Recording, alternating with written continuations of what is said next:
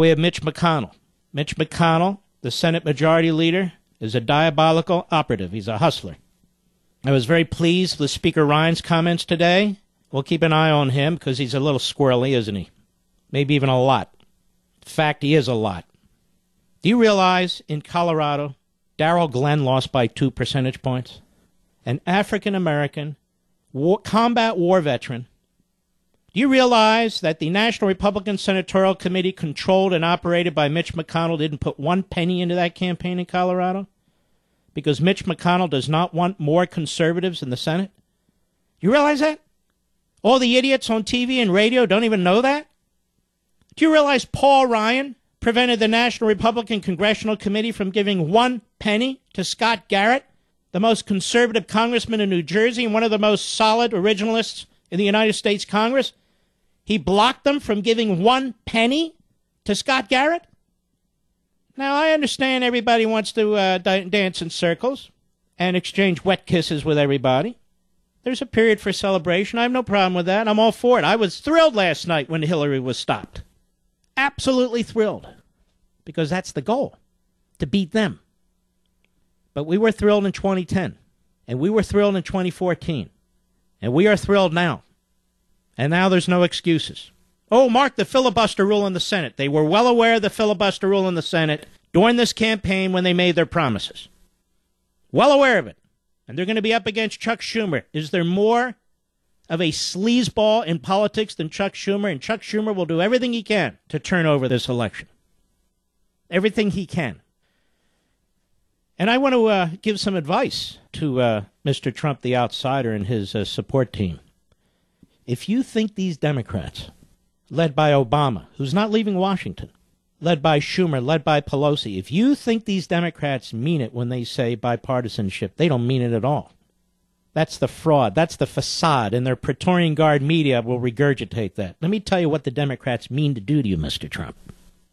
They intend to sabotage you. They intend to sabotage you every step of the way and then blame you. They intend to look for every opportunity to criminalize the politics that swirls around you. And they're good at it, and they do it. And if necessary, they intend to try to impeach you. Trust me when I tell you this is their agenda. They are vicious. They are ideologues. They have a Soviet-style mentality. They will not allow an election to get in their way. And I would say this to you, Mr. Trump, and your team. Do not surrender your promises to them. Because you will pay a price, all of you. The American people are fed up. And they weren't fed up just in this election cycle. We've been fed up in 2010, fed up in 2014, fed up right now. Now the Republicans control everything. Everything. Now what are they going to do? See, ladies and gentlemen, I'm not a groupie. I don't believe in cults of personality. I leave that to the other TV and radio hosts. They're very good at it. They're very good at it. I am proud that I was not the first to endorse Donald Trump, but that you and I and others put the pressure on this campaign to right itself, to control itself, to bring some rational temperament to it, to bring out the base, to stop playing footsie with the Bernie Sanders crowd, to focus in on liberty issues, on capitalism issues, on national security issues, on school choice issues, on life issues. You did that, and you should be very, very proud of it. Very, very proud of it.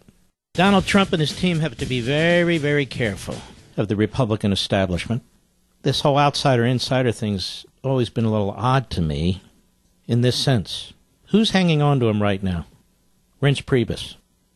Reince Priebus, who pretends to have this great grassroots ground game, which I didn't see anywhere in Virginia, which last time I checked is right outside of the headquarters of the RNC in Washington.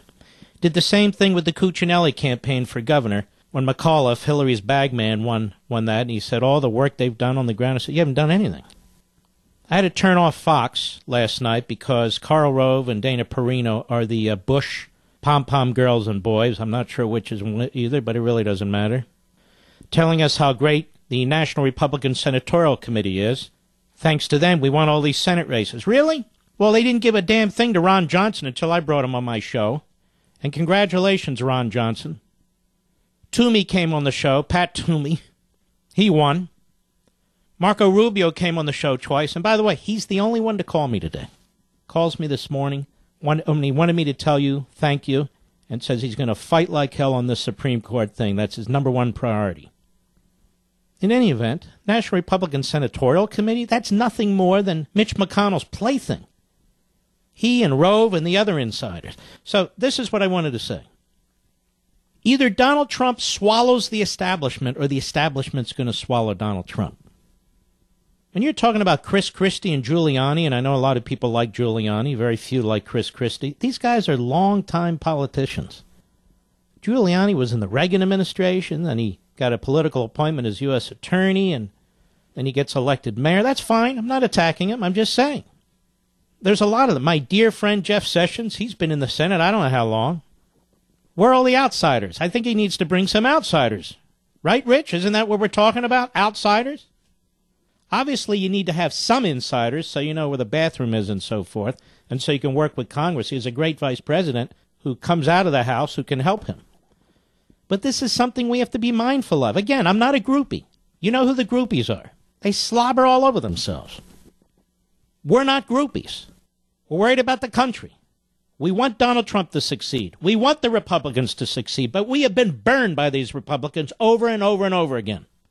And I am telling you, this program, we're not throwing in the towel. This program, we're going to stand on principle. We stopped. You stopped. Donald Trump stopped Hillary Clinton. That is a big deal. That is a big deal.